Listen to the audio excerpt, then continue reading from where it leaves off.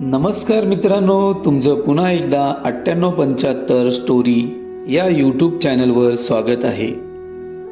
आजच्या आपल्या गोष्टीचं नाव आहे बाप नावाची गोष्ट भाग 2. पण गोष्ट सुरू करण्याआधी जर कोणी या चॅनलवर पहिल्यांदाच आलं असाल तर त्यांनी या चॅनलला सबस्क्राईब करायला विसरू नका. चला तर मग अजिबात वेळ न घालवता गोष्टीला सुरुवात करूया. बाप नावाची गोष्ट भाग 2. तात्यांची गोष्ट पुढे सुरू. तात्यांचं अंतिम संस्कार गावकऱ्यांनी मिळून प्रेमाने केलं. ज्या गावात त्याने आयुष्यभर माणुसकी पेरली तेथेच त्यांच्या शेवटच्या प्रवासात सगळे डोळे ओले झाले होते. शेवटी तात्याच्या घरी एक परका माणूस आलाय असं वाटलं सगळ्यांना. एक शहरी पोशाखातील तरुण, गाडीने उतरलेला, डोळे थोडे भरलेले पण चेहऱ्यावर अपराध गंड. तो होता तात्यांचा मुलगा विनय. तात्या गेलाय हे ऐकून त्याच्या छातीत काहीतरी गडगडून गेलं. अंगणात तात्यांचं जुनं झोकेवाले कोर्च, त्यासमोर ठेवलेली त्यांची चप्पल आणि कोपऱ्यात ठेवलेली चहाची केटली, सगळं तसंच होतं.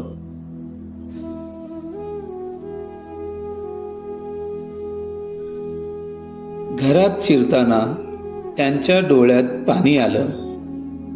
भिंतीवर अजूनही त्याचा बालपणाचा फोटो होता, तात्यांच्या हातात उचललेला.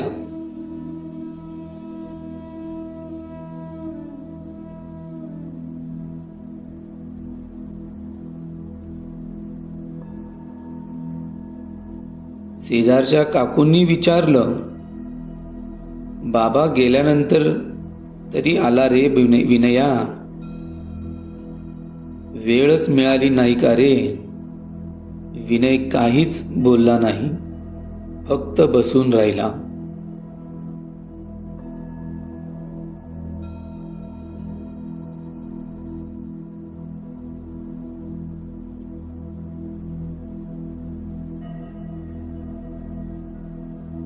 त्या रात्री घरात झोपता झोपता त्याच्या उशीखाली एक वही लागली, तात्यांची डायरी.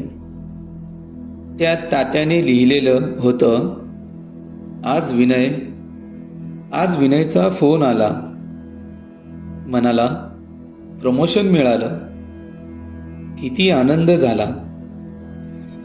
पण त्याला सांगितलंच नाही. आज पाय खूप दुखत होते. पण चालेल, तो आनंदात आहे एवढं पुरेसं आहे.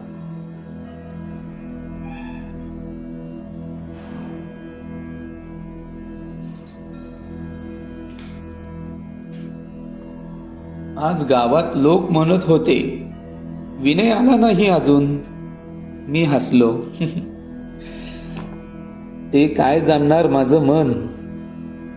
वाट बघत बसलो आहे तो यायचा एक क्षण. फक्त एक मिठी मिळावी म्हणून. विनयच्या डोळ्यातून अश्रू थांबत नव्हते. सकाळी तो उठला. त्याने तात्यांचं घर साफ केलं. जुने फोटो फ्रेम मध्ये लावले. अंगणात फुलं लावली आणि अंगणातल्या एका दगडावर त्याने लिहिलं, ही जागा माझ्या बापासाठी आहे. विनय आता दर सुट्टीला गावात येतो. तात्याच्या नावाने शाळेला मदत करतो आणि दर दिवशी रात्री त्या अंगणात बसून तात्याशी बोलतो. बाबा, उशीर झाला, पण आता तुझं सगळं मी जपणार.